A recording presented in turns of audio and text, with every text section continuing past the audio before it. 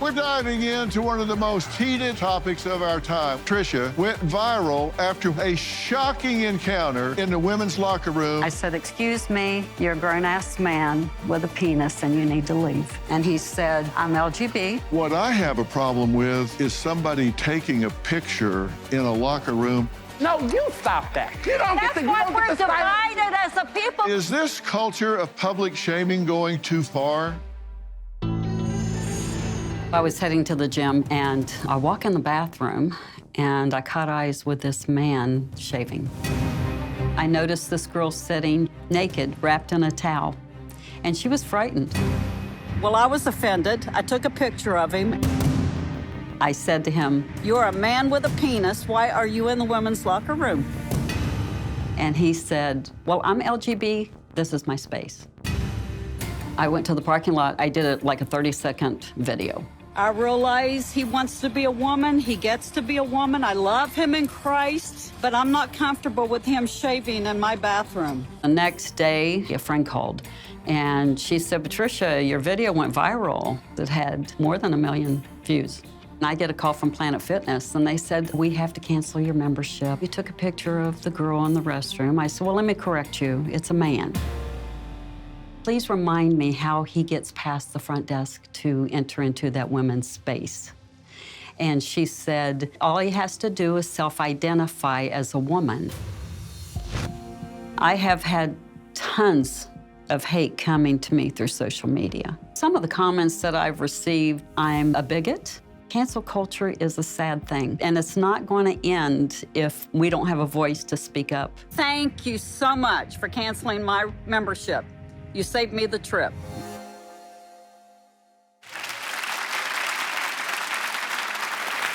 Take me through this moment. You had not experienced this before, right? I hadn't. I was on my way in, and I walk in the locker room, and I come in eye contact with this man with a full face of shaving cream, and I thought, walk past him and count to 10. I wanted to be calm, but I wanted to address what I felt was an issue. So I walked back out, and as I'm walking past him, I noticed beyond me and behind him is a girl sitting in a towel, naked, apparently waiting for him to leave so she could get dressed. I mean, she looked frightened to me. So I walked on the other side of him, and I said, "Hey." And he looked at me, and I snapped a picture for public awareness because I wanted this man out of the locker room. I said, "Excuse me, you're a grown-ass man with a penis and you need to leave." And he said, "I'm LGB." I said, "I really don't care. This is uncomfortable and this is not a space that you should be in. You need to leave." Yeah. He wanted to argue, so I did not, and I walked out. How do you feel the overall reaction has been? Well, Dr. Phil, when I was aware that it had gone viral, you know, a lot of information started coming through social media. You know how that works. Oh, I know how that works. Yeah.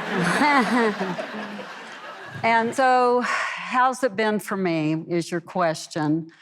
I think it's good now, and I'm going to tell you why. I think it's important that people stand up and speak out on what they think is good, right, and true. Let me ask you some questions that I want people to ask themselves.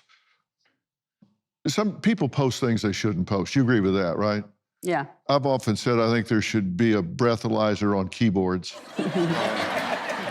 That wasn't the case for you, but you posted this.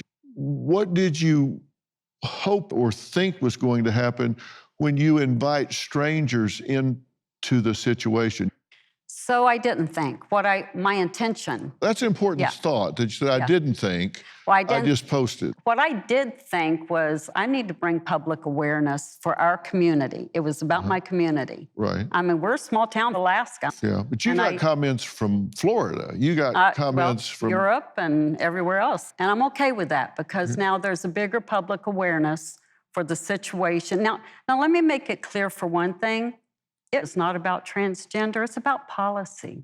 Because when I got the phone call from Planet Fitness that said, "We have to cancel your membership, you know," and I said, "No, I don't know. Why don't you explain to me why you're canceling my membership?" And they said, well, you took a picture of a woman in the bathroom. I said, it wasn't a woman. I said, and by the way, I got best friends that are transgender, gay, you name it. I love people, but there's a boundary. And so I said, explain to me how this man got past your front desk to go into that restroom to start with. And they said, well, he just has to self-identify as a woman. And I said, so you're telling me that every pervert on the street, no matter who they are, they can come in here and say, I'm a woman, well, that's our policy. And I said, okay. So when they called me the next day, they canceled me. And I was okay with that. I thanked them. Well, let's look at some of the backlash that you got from this. Too bad she has to stick her big nose into someone else's business because she got her panties in a twist about something that had nothing to do with her. This world does not revolve around Patricia. Trans lives matter. Maybe go to a gym for bigots then. There is no room for you in decent society. You're a pervert for taking photos in a bathroom. If you take out the vitriol, you don't disagree with some of that, right? I don't know which part I would agree with, but I'd have to read that a little bit slower. Hello, Dr. Phil. I love America. I've dressed up as a president every Halloween since I was in kindergarten. I'm Abraham Lincoln, the 16th President of the United States. And I recently ran for the position of Commissioner of Patriotism and School Spirit. I wrote a speech regarding these two topics. I wanted my peers to understand the meaning of the Pledge of Allegiance and the national anthem. I wanted to enhance their patriotism. However, I was unable to say my speech. Well, that good-looking, sharp young man was Jimmy, who was just 13 years old. He'd get my vote. He clearly loves this country, but he and his family were ultimately expelled from a private Catholic school when he tried to give a patriotic speech. When I was writing my speech, I was speaking from the heart. I wanted to speak on how important patriotism was for me. Wednesday afternoon, the first set of revisions from the principal were there. He had a whole section about why patriotism is so important to him. She highlighted the entire section, and this all needs to be removed. I advised Jimmy to reword it so it sounds a little nicer, and he resubmitted it. Going up the stairs, she's like, these kids don't care about patriotism. I'm like, well, as Commissioner of Patriotism, that's my job, to teach them about patriotism. All the kids were lined up on the stage except for Jimmy. I just see Jimmy mouthing the words, I'm not going to remove that. I told her that he made changes to the speech and that it wasn't offensive to anybody. I wasn't raising my voice. It was just clearly an upset parent. And I told her that because his views don't align with hers, that you're not allowing him to speak. The speech was very important to me because it showed how patriotic I was. I felt sad, but not where like it really affected me until I saw that they were calling the cops on my dad. I took him outside and I told him, hey, you're gonna read your speech, and that's when I recorded it. I want to be your next Commissioner of Patriotism and School Spirit. And it just skyrocketed from there. Jimmy's going viral. Elon Musk just commented on it.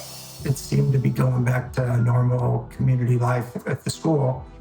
And then one day when Hattie was reading me the email we got, it was us and our two daughters were no longer allowed to go to school anymore.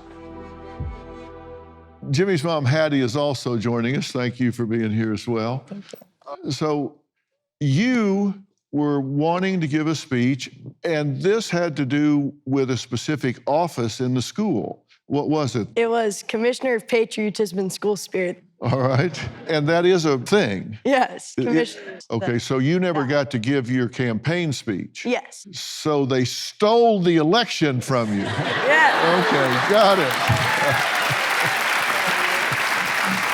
All right. Does that ring a bell? Yeah. I mean, I've heard that. I've just heard it talked about. So now, Dad, how did it feel to watch him not get to say his speech? That was the hardest part for Hattie and I. We know how hard Jimmy worked. And then when he was up on stage, you know, we know he's a strong boy. And when he was up there, he was doing his best to keep smiling and standing proud. But we knew he was just a moment away from a complete breakdown. That was the hardest part for me, was to watch him up there And, So close to a breakdown. and they reviewed the speech ahead of time, right? Yes. What did they first tell you was offensive about your speech? So first there was an overall comment that said, I have marked sections I want you to remove.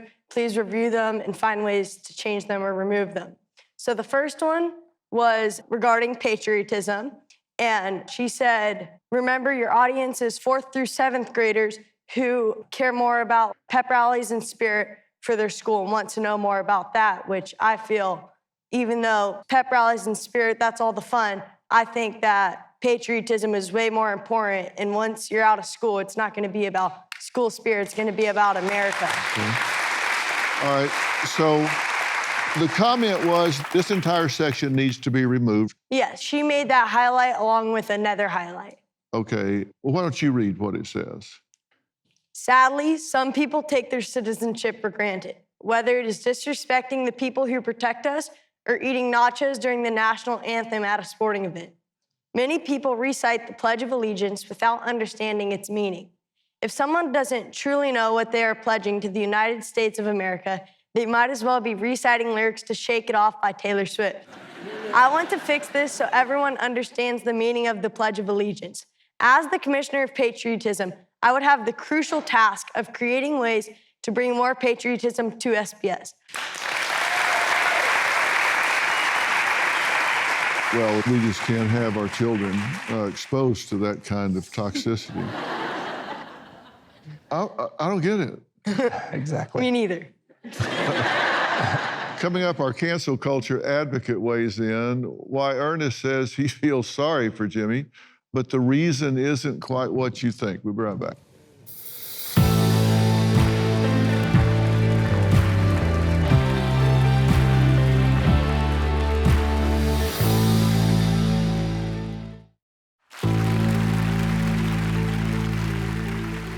Jimmy's 13 and was expelled after controversy surrounding his patriotic school speech. You weren't expelled immediately, and they threatened to have you removed from the school at the time, right? I was voicing my opinion about what was going on, about them not letting Jimmy speak. And they told me if I didn't leave, that they'd call someone to make me leave. Were you yelling and screaming and threatening anyone? No, I didn't raise my voice, didn't say any profanity, threatening remarks. I just was an upset parent about what they were doing to my son. Right. Hattie, were you there? I was there, yes. And he was upset. He wasn't threatening or anything because I definitely probably would have started yelling at him to stop. But he removed himself from the situation and kind of went behind a gate that they have and didn't really see or hear of him again until the police came. And when they spoke with Ed and he just kind of let him know the situation, the officers looked at Ed and said, thank Jimmy for us. We appreciate him and what he has said. Well, good. I'm glad to hear that. Now, Ernest, you had a take on this. What's your comment? I think there's a lot going on here. I think for starters, Jimmy's a minor. This is less about him. I think it's about parents and schools. The issue that I'm seeing here is that there's a lot of things that's not said that we see. We see that red hat. We see that Trump type of font. We see a lot of rhetoric that does speak to MAGA. And in a school with diversity and inclusion, a lot of that just carries a different type of connotation that maybe or not Jimmy doesn't recognize because he's young, but his parents surely do. And I think that the fact that the school was trying to tone down the rhetoric, we're talking about a middle school, seat. Why is there so much political rhetoric around citizenship and all these other things? And let's be very clear, if this was a Black student at this school that was running for this seat and had Black Panther politics and wanted to say Black Lives Matter and talked about racial justice in a certain type of way, a lot of people, I would have bet, on the other end would have said, keep politics out of the classroom. Don't talk about that. That's divisive. Why we got to talk about race? So the school, I think, made a smart decision to say, let's keep the politics out of this, because there's going to be a side that's not going to agree with the type of MAGA marketing and branding that speech carried. And he could have given a speech without it being so hyper-political, especially in a school environment. Can you tell me, Ernest, which line is hyper-politicized and laden with all of this additional meaning here. We've got eating nachos during the national anthem. We've got the line that says, saying the Pledge of Allegiance without understanding its meaning. Is that particularly offensive to your sensibilities? Respectfully, Dr. Phil, we're not going to be intellectually dishonest. The framing with the red hat, with the Trump font, with the rhetoric. You can, listen. No, we're not going to listen to that. Right. So you want to cancel me because you have a different opinion. Because if I had a blue hat or a white hat, it shouldn't matter. But it says Let's make America SBS great again. Right. Let's make America great again. Okay, so we're going to act like we don't know. Just answer my question. Sure. I'm asking you to point out the words to me that were offensive to your sensibilities. So the phrasing in the beginning of saying some people take their citizenship for granted, why are we using that for a student? Because why are we kids do. framing? But can I Because talk? kids do. But can be respectful and talk? Yes, I will. Because I didn't interrupt you. Okay. Hold on. So this is what I mean, right? Is that when you see how polarizing this conversation is as adults. Could you imagine all of that taking place in a school environment? That school did not want to have that type of division for young people.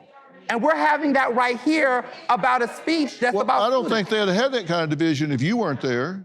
Oh, you, okay.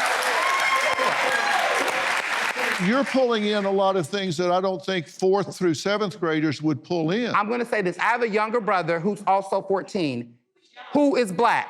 If he would have saw a student in there wearing a red hat like that, saying that kind of rhetoric, he would have been uncomfortable. So I need a moment for people to be respectful and understand that, yes, you can have your views and your opinions, but you also have to consider that of other people. That's why they were having an election. Those who didn't agree could choose not to vote for this young man. So I'm noticing something very interesting in this moment, that while I'm sharing a different perspective, we have different people on both of these sides gang up on the one person who has a different voice of opinion. Now, I'm fine with that, but I want to be very clear. Because you're wrong. Right, because I'm wrong because you think I'm wrong. Right. You're wrong. I can't have a different opinion without being considered wrong. You see the bias and the double standard that we're seeing in this space. And it's funny because these are the same people that will say that they're canceled for having these beliefs. But a person of color, a queer person speaks and say something different. And then it's be quiet, you're wrong, stop that. No, you stop that. You talk about being intellectually dishonest. Isn't it a bit intellectually dishonest to say that I'm trying to silence you? I invited you here. I'm not talking about you. There is a double downing and a silencing that's taking place in a fair moment. And I'm being disrespected while you and I are having this discourse. Am I wrong? Am I wrong? Okay. I'm just saying, I thought it was my segment right now with Dr. Phil talking about No, it's not your segment. Okay. It's Jimmy's segment. Sure.